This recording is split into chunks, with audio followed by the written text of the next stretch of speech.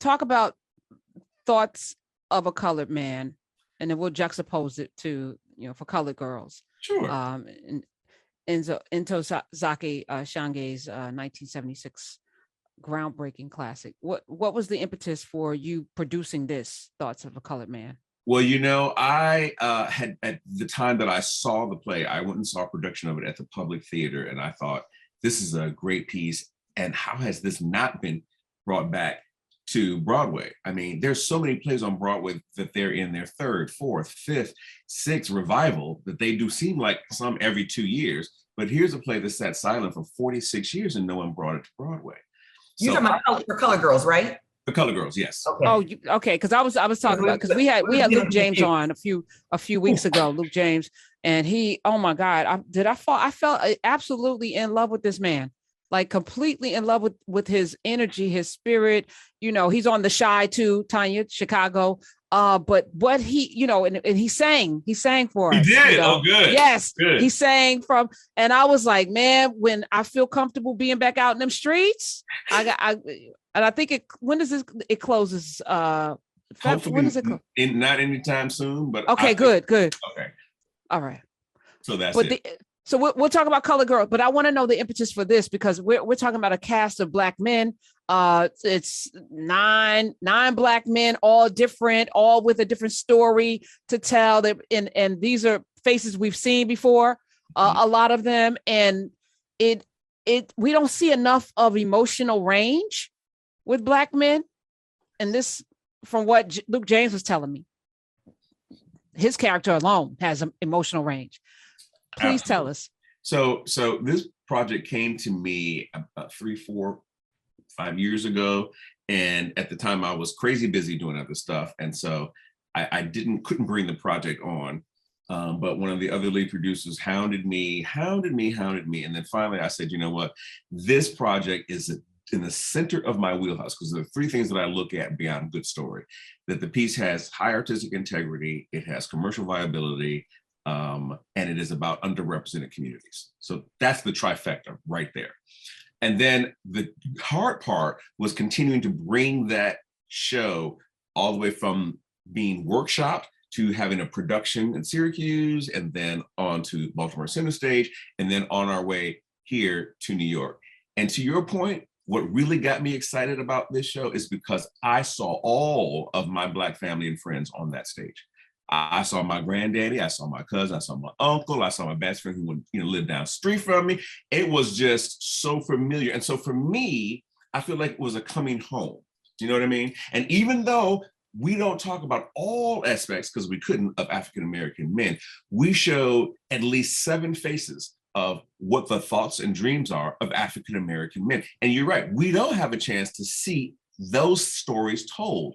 We don't have a chance to see ourselves reflected back to us from the Broadway stage. So to have a play that did so with such authentic voice as the Keenan Scott II wrote was a godsend. And if you ask any of those men who were in that show during the rehearsal process, they said that this is the safest that they had ever been in their acting career. Because the director, Stephen Broadnax, who is freaking brilliant, set up a space where these Black men could be vulnerable and therefore explore places that they otherwise might not have been able to find. When you go to thoughtsofacoloredman.com and scroll and see all of the Blackness, it's like, it's Broadway, y'all, Broadway, which is getting, as Tonya pointed out, blacker and blacker. When I was coming up, it was, you might have had, Dream Girls here, Jelly's Last Dance here, a couple of August Wilsons, like you said, but they'd be sprinkled in, maybe 1 or 2 a season. Now there's like a plethora of wonderful, diverse content that people can enjoy, and most of them are doing well. Most of them are doing well. It's really crazy because this is so historic this season for so many different reasons. But yeah, there's never been all the 8 plays, all the new plays that are coming back to Broadway or coming to Broadway are all written by Black playwrights. And the revival of what I'm doing, of course, in Zake is written by a Black woman playwright. And there has never been, and I think we said this because I've had a lot of conversations today, that this is the first play that is written by a Black man, directed by a Black man, produced by a Black man, and starring all Black men. That never happens. It has never happened in my life. And now I will tell you another thing. This is season later on, and I know I go back to this. For Colored Girls comes on stage. Hopefully Thoughts of a Color will still be running. But in the same season, we have a play all about Black men and all about Black women in the same season. So those days of, oh, we already have one Black show on Broadway, we don't need another. Look, no, we just took that shit and, oh, sorry, I hope I didn't. No, come on with the ish. Come on with it, Ron Simons. Bring it, all of it. As my friend and my mentee and my co-producer, Valencia Yearwood said, the door got cracked. I'm kicking it in and I'm bringing my squad, right? So this is a new day for New Broadway. My only concern is, my only hope is that this diversity that we're seeing this year will continue on in future years beyond just this. Because I don't want this to be a flash in the pan. Because I've been there when I've been the only Black person, only person of color in a room for years and years and years, beginning with Radio Golf, as Tonya said. So my goal and my intent is to find new plays about stories of Black folk and people of color and bring them onto the great white way, which hopefully, as you say, would be the great beige way someday. Now, so when is Dick Gregory coming to Broadway? When are you bringing that to Broadway? Oh, that's so funny you should say that, because I'm having a conference call today with my a couple of folks associated with that show. And if you don't know it, Karen, it is this play. It's a one-man show, and it starred Joe Morton, and it was about the life of Dick Gregory. Fantastic. This piece had everything a great play should be. It was hilarious. It was dramatic. It was inspiring. Tonya, she saw it. You don't need me to say, what did you think? It was spectacular. First of all, Joe Morton, I would walk over the water to kiss Joe Morton.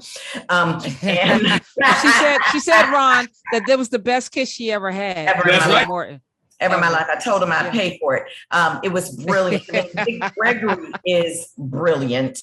And to see Joe Morton embodying Dick Gregory, I would think this would be a no-brainer to get to Broadway in this moment in time, a one-person play.